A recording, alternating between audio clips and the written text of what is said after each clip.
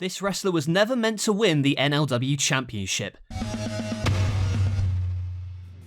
Yo, what's up guys, it's NLW Figs here, back again with another video in my month of daily videos here in December. So, this one, it's one of the most popular series on the channel. It's Unreleased Plans, Part 3. We've got people who won Money in the Bank, or at least were supposed to. We got people that never should have been WWE Champion. We got dream matches and more. But before I get into these Unreleased Plans, make sure you like the video if you enjoy and subscribe to NLW Figs for more wrestling figure content. And what do you think about these plans? Let me know in the comments below. So, let's start off with a man who was never supposed to be the NLW Champion. I'm talking about Bryan Danielson, aka Daniel Bryan. The main event of WrestleMania 4 was going to be different. Originally, now this is what actually happened. It was Seth Rollins versus Shinsuke Nakamura versus Daniel Bryan for the NLW Championship. And the winner of the Royal Rumble was originally supposed to be Shinsuke Nakamura. And Shinsuke Nakamura was going to be the one to go to WrestleMania and defeat Seth Rollins. Now at the time, Shinsuke Nakamura's momentum in WWE had kind of subsided a little bit.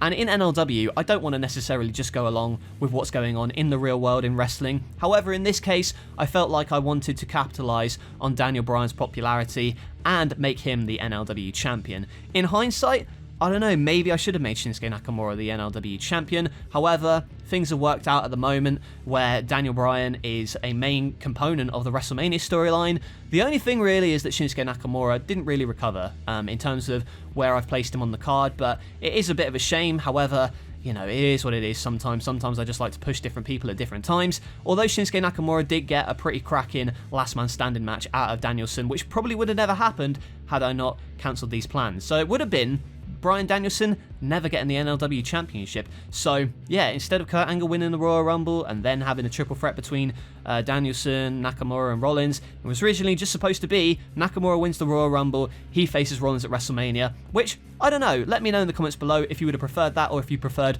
what actually happened at WrestleMania 4 with Bryan Danielson winning the NLW Championship. Next up, you know, we're on the topic of WrestleMania. Let's talk about a WrestleMania match that should have happened. WrestleMania 3, I originally planned it on being Brock Lesnar versus Kevin Owens. Yes, this was a match that I had on the table, and in real life, it actually seems as though this match isn't going to happen. I feel like Brock Lesnar has declined to work with Kevin Owens in real life, so yeah, whatever you make of that, let me know. But in NLW, it was originally supposed to be Kevin Owens versus Brock Lesnar, and this was going to be a face Brock Lesnar versus a heel Kevin Owens. So the original plan for who was going to run over Triple H, I had no idea. I decided on Kevin Owens being the one to run over Triple H, and that's why he ended up facing Triple H at that WrestleMania. So what actually happened was Brock Lesnar faced Shinsuke Nakamura at that WrestleMania, and Lesnar was the heel, Nakamura was the face. However, in terms of what was going on at the time, I believe Nakamura was really getting a renewed push in WWE, so I thought, I really want to use him. You know, this video could be all about Shinsuke Nakamura's plans in NLW, but I digress. You've got Lesnar and Owens, two big beefy giants colliding, and that was originally going to be the story. As I said in one of my previous videos, I believe Lesnar was supposed to be NLW champion, or should have been NLW champion at some point. However, I squandered that. So this could have been a way to redeem Brock Lesnar. However, it didn't end up happening.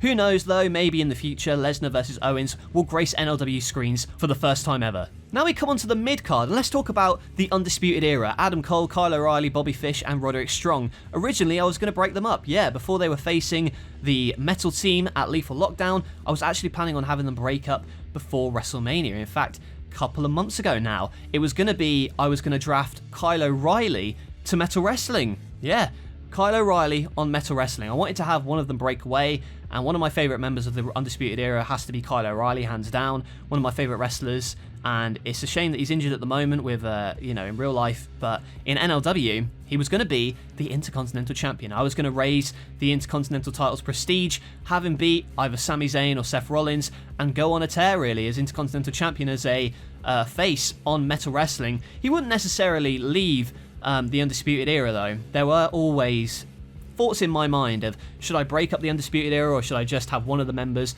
go elsewhere? So that was originally going to be a plan for Metal Wrestling, was have Kyle O'Reilly go to Metal Wrestling and challenge either Sami Zayn or Seth Rollins and become Intercontinental Champion. And, you know, there's still time for that to happen. Let me know if a Kyle O'Reilly face run as a singles champion would be of interest to you. Let me know in the comments below. Next up, we have a doozy for you, and it was CM Punk. CM Punk was originally going to turn heel a lot faster than he ended up doing. Let me explain. Now, this is one that you're going to have to cast your minds back way in the past for. The first ever NLW WrestleMania. I've talked about it before. AJ Styles winning Money in the Bank and cashing in. He ended up turning heel and becoming one of the best NLW champions in history, but that was originally going to be CM Punk. Yes, CM Punk was originally going to be the first ever Mr. Money in the Bank. He would go on a tear. He would face the likes of, I believe, Kurt Angle. He would face the likes of Triple H, eventually slowly turning heel and becoming the NLW champion. Now, that did happen. He did become NLW champion, but it was the one after AJ Styles' title reign.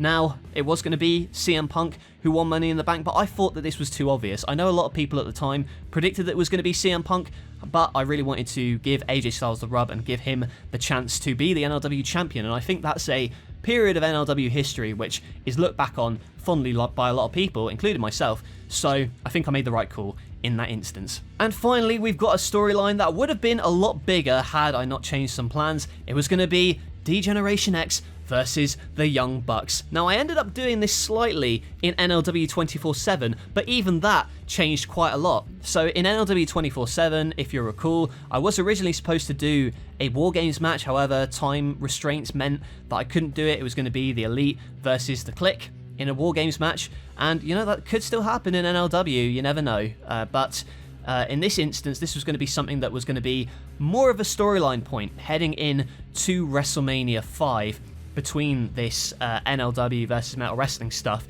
And the reason I didn't do it, honestly don't know. I think I wanted to keep the Young Bucks off TV heading into WrestleMania because they weren't going to have a big storyline heading into WrestleMania. So they will be back, but they're not going to be a part of WrestleMania in an actual match per se. So what I instead decided on doing was having more interactions between the teams, so the NLW team and the Metal team heading into WrestleMania, and that's why I've kind of cancelled this plan. But I don't know, DX versus the Young Bucks, it's an idea that I had for like a special episode for a while, like even just like a one-off, like a New Year's special or something like that. And to not have DX as a tag team heading into WrestleMania, I know it's a bit weird, isn't it? But I didn't want to go down that route this time. I say maybe in future, you never know, because after WrestleMania, who knows what's going to happen with Triple H and Shawn Michaels, whether they stay, whether they go. You're going to have to find out at WrestleMania for that one, so you never know. Maybe we'll get the Young Bucks versus DX in NLW in the future, but for now, that is a plan that I have shelved. And those are 5 unreleased plans from NLW Part 3. That's like 15 unreleased plans at this point, and I've got so many more, so if you want to see this series continue, leave a like on the video and comment down below what you think of the video, and also comment below, what do you think about these plans? Do you think they should have happened, or are you glad that they didn't? Let me know in the comments below. Be sure to subscribe to NLW Figs as always for more wrestling figure content, and I will catch you guys later.